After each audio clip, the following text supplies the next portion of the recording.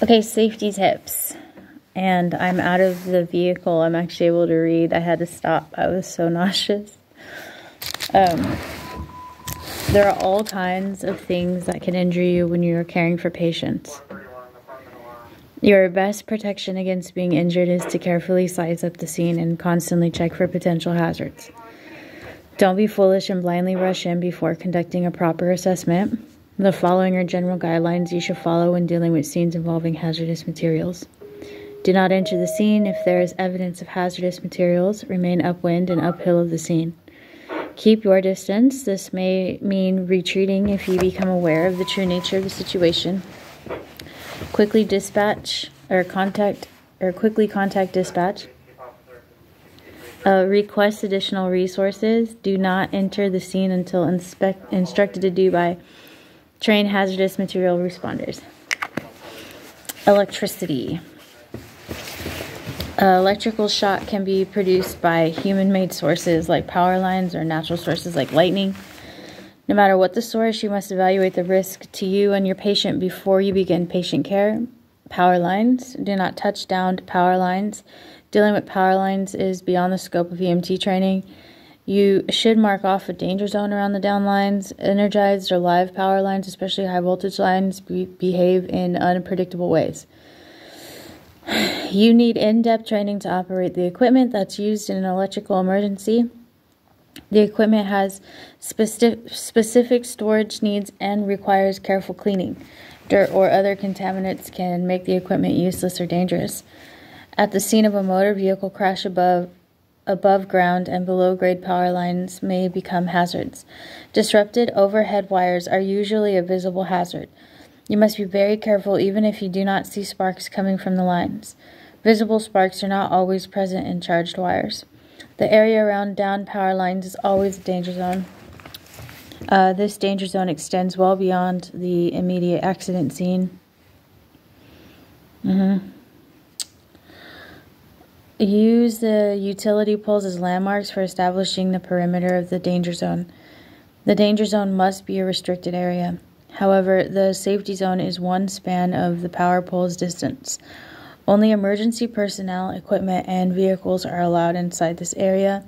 Do not approach down wires or touch anything that down wires are in contact with until qualified personnel have concluded that no risk of electrical injury exists. This may mean you're unable to access a severely injured victim of a motor vehicle crash, even though you can see and talk to him or her. If you must enter this type of situation, be sure to wear the proper protective equipment according to the type of incident. A helmet and turnout gear are typically required, but you cannot count on turnout gear for protection from electrical hazards. Other protective equipment may be needed. Okay. Lightning. Lightning is a complex natural phenomenon. It is unwise to think that lightning never strikes in the same place twice. And if the right conditions remain, a repeat strike in the same area can occur. Lightning is a threat in two ways: through a direct hit and through ground current.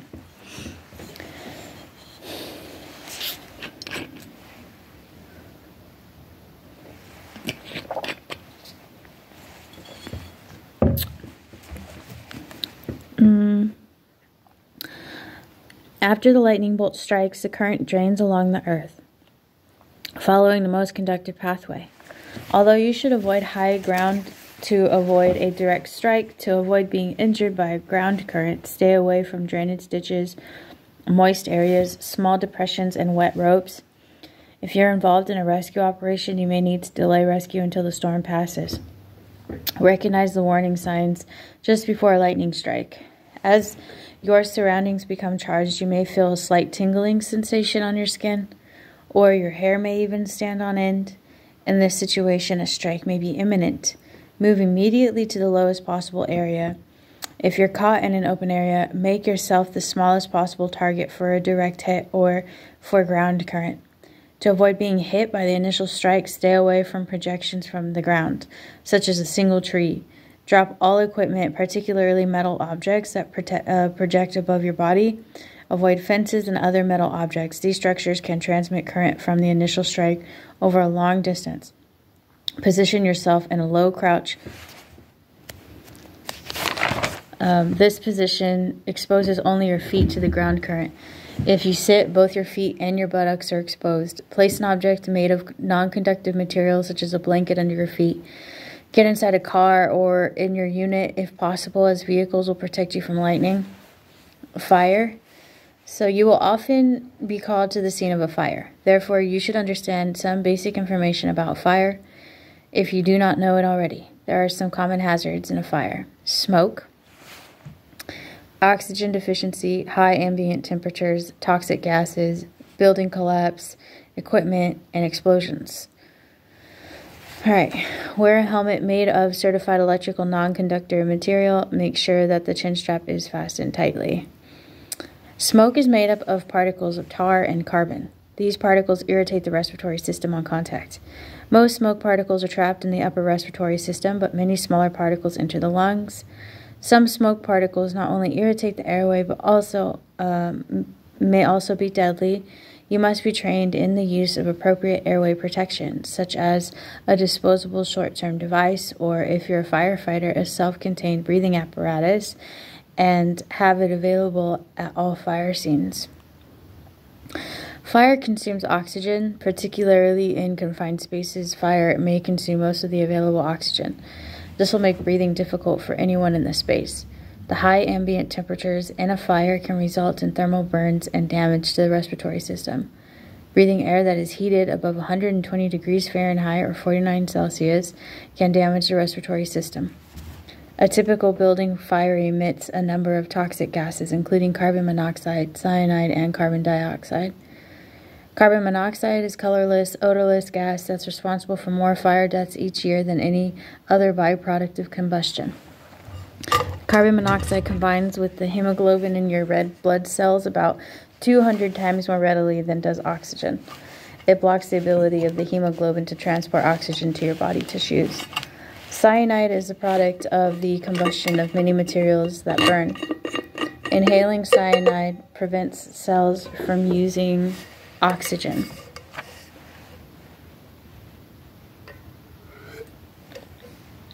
Be careful with this thermos, it keeps everything super hot.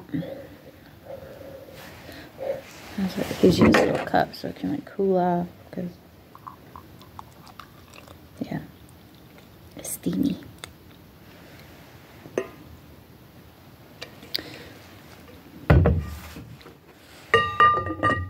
I made vanilla tea, and then there's some black tea in there too. Cinnamon sticks with black tea. Pretty good. And honey. And a little bit of organic sugar. Okay. What was I on? I was on carbon. Yeah, carbon monoxide combines with the hemoglobin in your red blood cells about 200 times more readily than does oxygen. It blocks the ability of the hemoglobin to transport oxygen to your body tissues. Cyanide is a product of the combustion of many materials that burn. Inhaling cyanide prevents cells from using oxygen. In sufficiently high concentrations, it causes signs and symptoms of shock and severe hypoxia, leading to death. Carbon dioxide is also a colorless, odorless gas. Exposure causes increased respirations, dizziness, and sweating. Breathing concentrations of carbon dioxide greater than 10% to 12% will result in death within a few minutes. During and after a fire, there's always a possibility that all or part of the burn structure will collapse. Often there's no warning signs. As an EMS provider, you should never enter a burning building without proper breathing apparatus and approval. Always follow the instructions of the incident commander and safety officer at the scene, and never undertake any task, example, enter a burning structure or initiate search and rescue, unless you've been properly trained to do so. Hasty entry into a building structure may result in serious injury and possible death. Once inside a burning building, you're subject to an uncontrolled, hostile environment. Fires are not selective about their victims. You must be extremely cautious whenever you are near a burning structure or or one in which a fire has just been placed under control. Fuel and fuel systems of a vehicle that have been involved in crashes are also a hazard. Although this rarely happens, any leaking car fuel may ignite under the right conditions. If you see or smell a fuel leak or people are trapped in the vehicle, you must coordinate appropriate fire protection equipment. Gasoline and other auto fuels fluids are considered hazardous materials. Make sure you are properly protected if there is or has been a fire in the vehicle. Wear appropriate respiratory protection and thermal protection because the smoke from a vehicle fire contains many toxic byproducts. The use of an appropriate protective gear at a crash scene can reduce your risk of injury. Avoid using oxygen in or near a vehicle that is smoking, smoldering, or leaking fuel. Vehicle crashes. Vehicle crashes are common events for EMS providers. These environments provide some of the most unstable and potentially lethal situations you will face. Traffic hazards are the first risk to consider. As you drive your ambulance to the scene of the crash, it is important to keep several things in mind. How is the flow of traffic near and around the crash? How will you safely leave and move about the scene? Ideally, you should park your ambulance in a manner where you can easily leave the scene. Keep in mind that additional fire, rescue, and police vehicles may also be parked in the same area, or they may be blocking your exit. Hydraulic and hose lines are just two examples of common blockages you may encounter. If you are the first to arrive at the scene, use the ambulance itself as a shield to protect the scene. The ambulance can be relocated for easier exit once additional help arrives. Park at least 100 feet away from all crash sites. As you approach the scene, be very conscious about the flow of traffic. If needed, request police assistance to shut down the roadway. This will ensure a safe scene as you work with patients. Be aware of any fluids leaking from the vehicles because they can be flammable. A more common problem with leaking fluids is slipping and sliding on the roadway.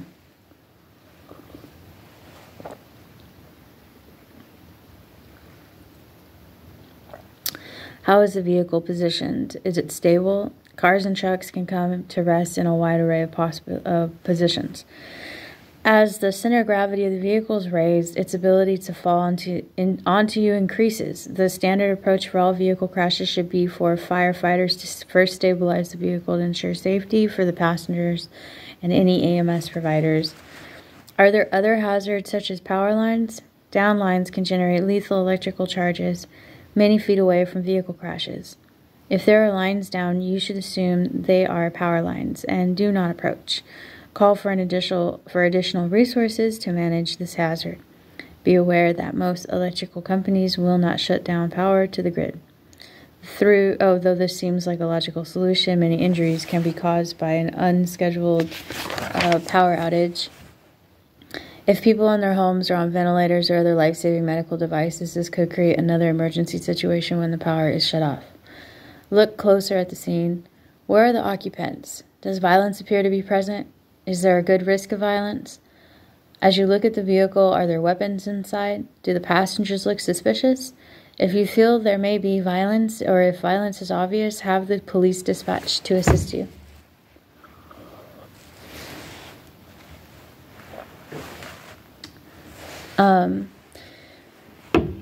Let's see.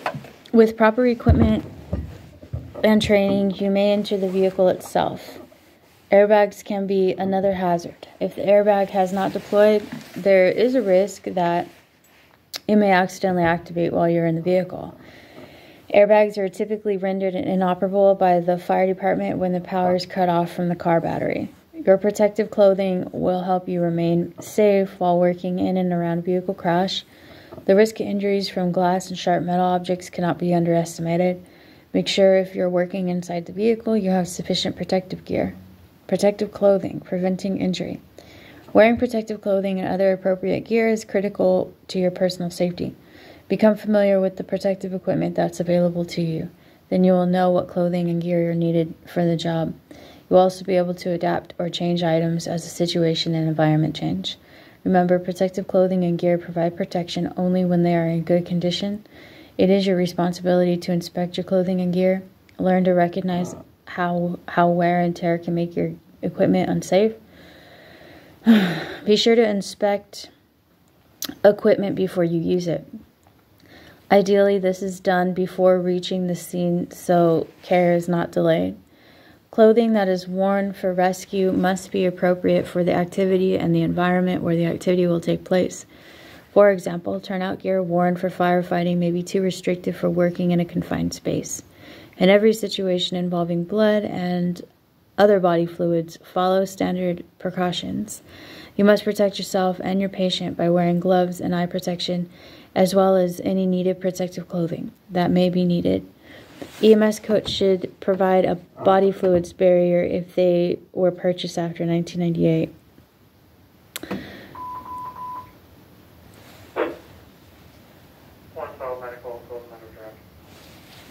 The American National Standards Institute, ANSI, requires all EMS providers to utilize a high-visibility public vest while on or near the roadway.